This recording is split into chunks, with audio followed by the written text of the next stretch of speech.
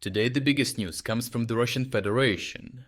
Here, Russia's logistics network faced one of its most destructive nights yet, as Ukrainian drones simultaneously struck three major distribution centers belonging to Ozon, one of Russia's largest online retailers. However, the attack also targeted several Russian air defense infrastructure objects and a military airfield, expanding the targets beyond logistics. The target of the first Ukrainian strike reached deep into the North Caucasus, where the enormous Ozon complex at the Tyube industrial park in Dagestan was engulfed by fire. That facility alone reportedly covers approximately 130,000 square meters and handles receiving, storage, sorting, and distribution across the region.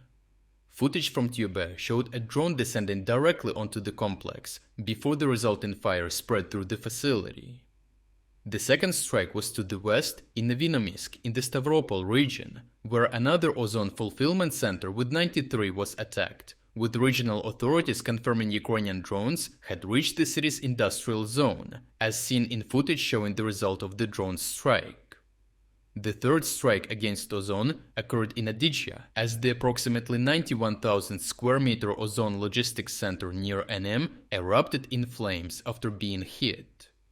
Another logistics facility belonging to a local home goods retailer was set ablaze in Krasnodar during the same wave of strikes along the three Ozon hubs across three Russian southern regions, indicating that Ukraine's campaign against Russia's centralized distribution infrastructure is rapidly expanding beyond the already destroyed facilities of Wildberries.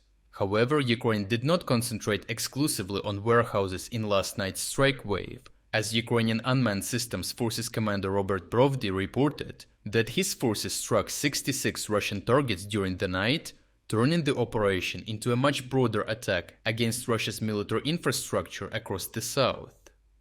One of the most important targets was Vityazevo airfield in Krasnodar Krai, where Ukrainian drones hunted Russian military aircraft directly on the ground.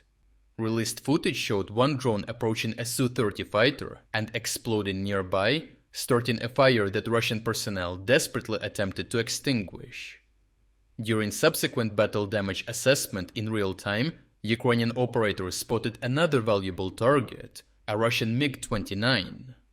This time the attacking drone achieved a direct hit, causing a substantial fire around the aircraft. Ukrainian drones additionally attacked an Orion reconnaissance and strike drone located at the airfield. These damaged aircraft stationed in southern Russia are used for patrols and strikes against Ukrainian targets with missiles. They also help intercept Ukrainian long-range drones and cruise missiles and hunt Ukrainian naval drones in the Black Sea. Orion drones similarly provide reconnaissance and can function as communications relays or support attacks against Ukraine's coastline.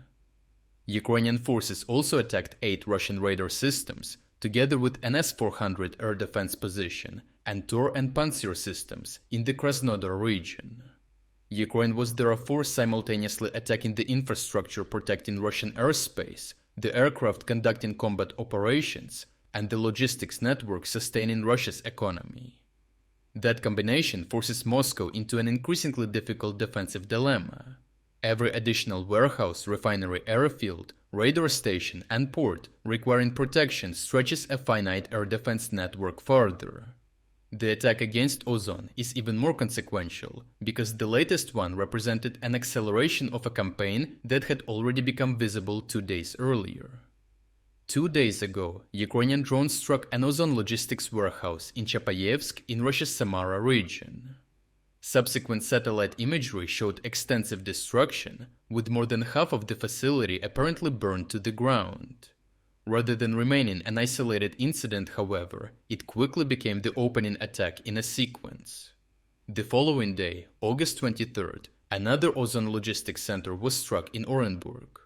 The facility reportedly covers approximately 200,000 square meters, making it an enormous component of the company's regional distribution network.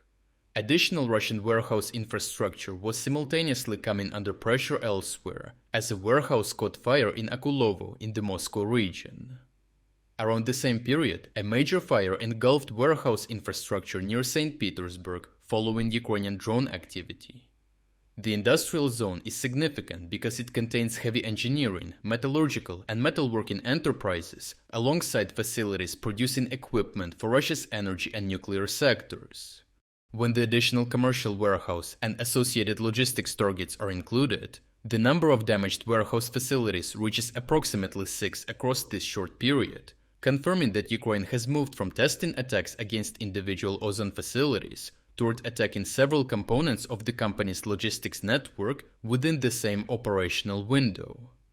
That development strongly resembles what previously happened to Wildberries, as Ukrainian strikes first demonstrated that individual Wildberries warehouses were vulnerable, then expanded into repeated attacks against some of the company's largest logistics centers. Ozon, the other giant of Russian online retail, now appears to be facing a similar systematic campaign. Large fulfillment centers are particularly vulnerable because their efficiency depends precisely on centralization. Concentrating enormous inventories, sorting capacity, and transportation connections inside one complex lowers costs during peacetime, but during sustained drone attacks, it creates exceptionally valuable single targets. Destroying one warehouse does not merely burn merchandise, it forces shipments toward other centers, overloads neighboring facilities, lengthens delivery routes, and increases costs throughout the network. Overall, the last strikes therefore demonstrated something broader than Ukraine's ability to burn warehouses. Within the same night, Ukrainian forces reportedly struck 3 Ozon hubs, another commercial logistics facility, military aircraft, reconnaissance systems, radar installations, and air defenses across Russia's southern regions. After systematically attacking Wildberries' largest distribution centers, Ukraine now appears to be applying the same pressure against Ozon. The consequences reach both Russia's wartime logistics and ordinary economic activity. Every destroyed hub removes distribution capacity, while simultaneously imposing losses on businesses, merchants, and consumers dependent upon it.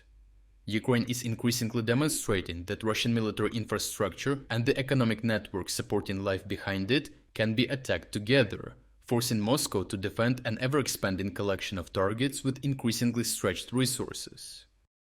Get access to our complete library of members-only reports and strategic updates for just $4.99. That includes every exclusive video already published, plus new reports released throughout the week. For less than the price of a coffee, you can unlock the full channel and directly support our work. Click join below and start watching our exclusive coverage already today.